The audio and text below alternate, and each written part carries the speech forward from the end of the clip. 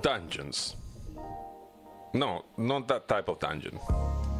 I have developed many pet peeves over the years regarding many fantasy tropes, but I don't think there is a single one that rubs me the wrong way more or as much as that one of dungeons.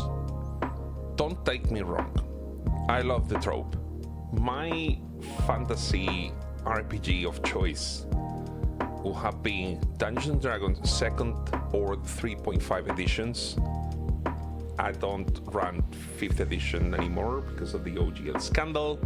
New video coming in some point about that, I suppose. And, of course, Dungeon Crawl Classics.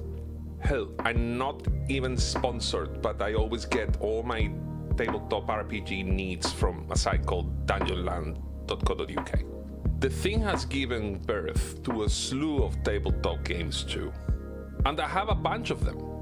HeroQuest is the biggest proponent, but we also have to give mention to Gloomhaven, the D&D fantasy action games, Warhammer Quest, Cursed City, then there is Sword and Sorcery by Ares Games, and on the sci-fi genre, we have Blackstone Fortress, Space Hulk, Space Crusade, Nemesis, just to name a few.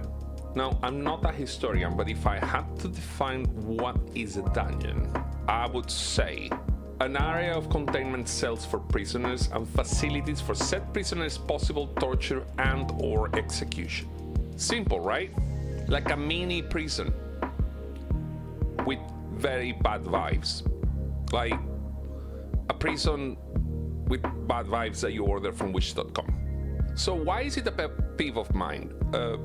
I suppose it's because now in the world of video games and tabletop role-playing games, any area filled in with minions and the occasional boss is now called a dungeon. No matter the environment, a group walks in to kill a bunch of critters, get the loot, get the treasure. There are also the bragging rights, of course. Some of the great favorites, I mean, in the world of Warcraft, for example, we have the Dead Mines, Ragefire Chasm, we have, well, the Redfire Chasm is kind of lousy in a way, but we also have Shadowfang Keep, Outcrown Citadel, anything. We have tons and tons of them. On Dungeon Crawl Classics, we have Sailors on the Starless Sea, the Veil Vaults of the Onyx Queen, and the One Who Watches from Below. In D&D, we have the Temple of Elemental Evil, the Tomb of Annihilation, and how not, the infamous Tomb of Horrors by Gary Gygax.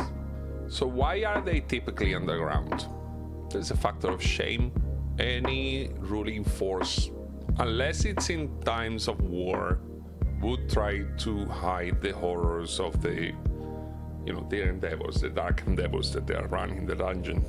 There's also the smell and the hygiene. You would not want to have whatever is going on there close to your living quarters. You also would need an alternate entrance to the dungeon rather to having to go through the main entrance of a castle. Also the screams of the imprisoned. You don't want to hear them, do you? It might be close to the wine cellar, maybe, but it definitely have to be far away from the pantry. Dungeons tend to have very moist ground that can kind of attract vermin. In conclusion to these points, the most important task of a dungeon is that prisoners don't escape. Torture and execution come as an afterthought. Any enforcer in the world knows that carrying a struggling subject from point A to B, it's harder if you have to do it up some steps.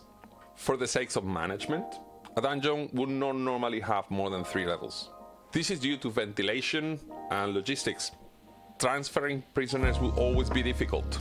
So imagine if they had to do it through a labyrinth. Fortresses on top of rocks will have a very hard time digging a dungeon underneath, just because they're sitting on a rock. So those dungeons, for those fortresses, will have to be either on the ground floor or those they will have to take advantage of some natural cave complex that they will naturally pre-exist. Imagine they had to discover them Minecraft style. Also, the corridors need to be designed for easy access of the guards, for patrolling. Ventilation tends to be not very good, so guards tend to not patrol very often. So what constitutes a better location for dungeon adventuring? So here's a small list. We have catacombs, abandoned temples, cave systems, abandoned mines, mazes and gauntlets, a regular overground structure like a castle or a monastery or a university, a nunnery or a hospital. They tend to have similar structures to dungeons, except they have a lot more variety of other rooms that are way more interesting.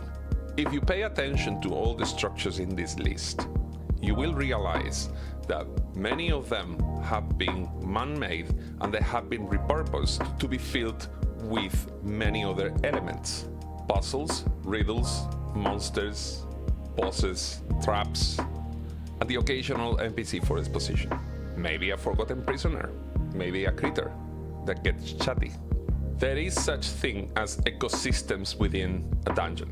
There are loads and loads of pages written about this. If a tyrant builds a dungeon, why would they have their monsters live in cells? Anyone that can keep exotic animals, or anyone that has ever done it, they know that some species are not compatible with each other, and all of them have special requirements. What do they eat regularly? Where do they sleep? Why are they there? Why did they not try to escape? Have they tried to escape already?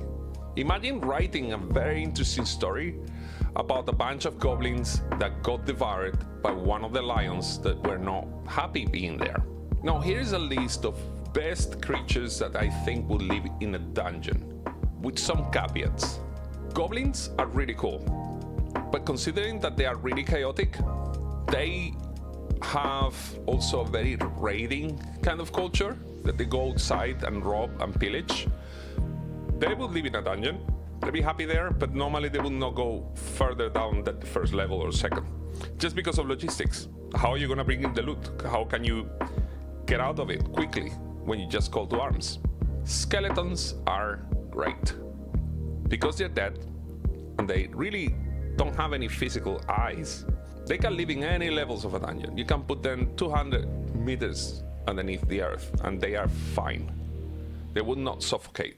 However, if you put skeletons in there needs to be a reason why. Skeletons are supernatural beings. I would say the final boss would be fair to be a lich or some type of necromancer. It doesn't even necessarily need to be there. Now, kobolds are some of the best. They are cannon fodder. In most games they have like 1 or 2 hit points. It doesn't matter if you're playing a computer game or tabletop, but they tend to be very skilled with traps. Anyone who played Baldur's Gate 1 and had to go through corridors full of kobolds that would shoot fire arrows would know that you were not getting out of there alive unless you were very, very clever. Now let me add the note. The real kobolds from folklore, they were drumming around. So miners used to take those sounds of drumming as a warning.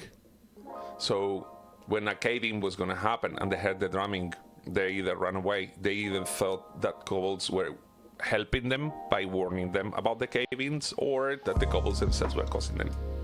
You go figure. The perfect boss for a dungeon is a beholder, because they don't need to eat regular food. There are some that eat magic items, but that's like a variation of them. Also, they reproduce by dreaming about each other. All beholders hate each other, and they are all insane. So a beholder would normally have, let's say, a nightmare about another beholder, and bling, there's another beholder appearing somewhere. Could be very well a room in a dungeon. How not? Also, if you think that just because it's going to be trapped in a room, it's going to go insane, they are already insane. I don't think beholders are entitled to therapy. Also, the best lair for a beholder is a vertical lair, because let's face it, they fly and they have a telekinetic ray. Let's say that most adventurers don't.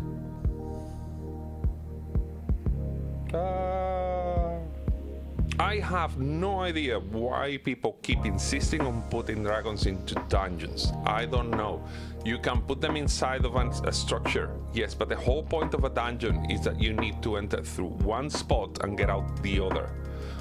Or same entrance, but you need to have a route. It's kind of like a semi-linear adventure.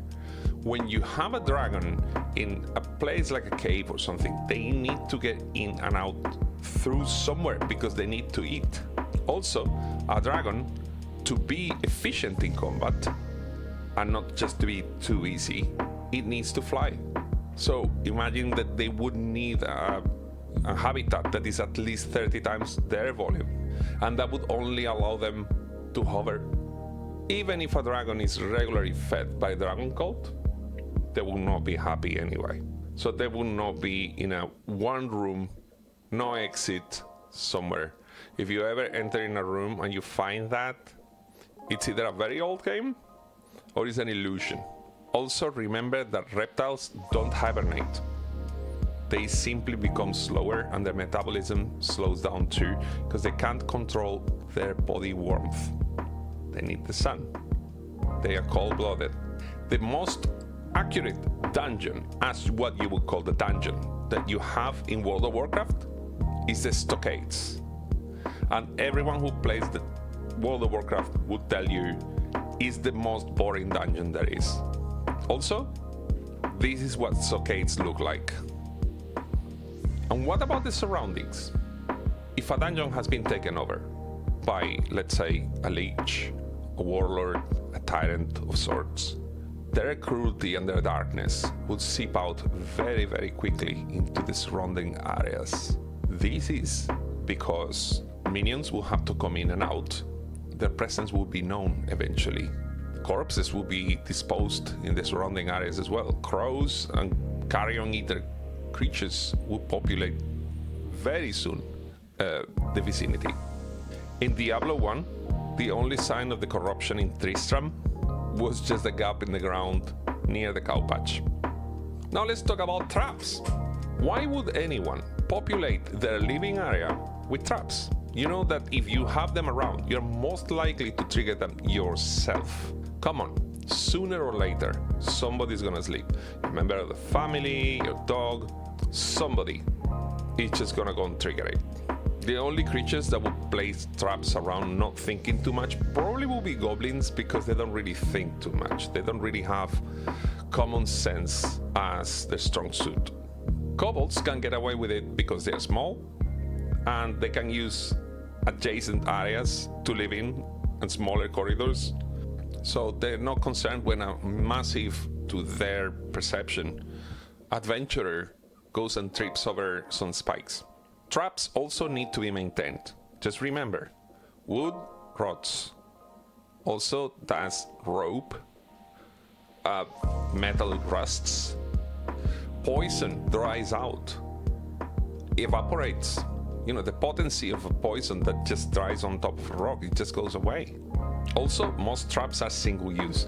They will need an enormous amount of engineering behind to make them reload themselves after every use. So I'm sorry for Indiana Jones, but yeah, let's just leave it. The best use for a trap is to put it next to a decoy treasure or something. Also, a mimic would do. Overall, I love traps. There is a fantastic resource called Trap Sylvania that is just specialized. It's just full of traps and it's explained in a very comical and very fun way to read. I'm not sponsored, I promise. But if you want, you can call me. In conclusion, do I expect people to stop calling dungeons when they are not such thing? No, not really. No. The etymology of words, they change over time. This thing here, this is not a real mouse, is it? And this is not a real duck. I just hope you got some inspiration from this. Sometimes limitation is the mother of creativity. I just suppose I don't feel inspired by looking at the dragon lonely in a square room somewhere that doesn't really represent anything about what he is other than a monster that you're supposed to kill, or a lonely dreadlord somewhere with a massive armor and doesn't have anywhere to go sit or go to the toilet. At the end of the day, I'm just an old cranky guy with an opinion. You can take them seriously or not, but we can have a discussion. So let's have a good debate in the comments below. And if you can, please go and subscribe. Thank you for watching.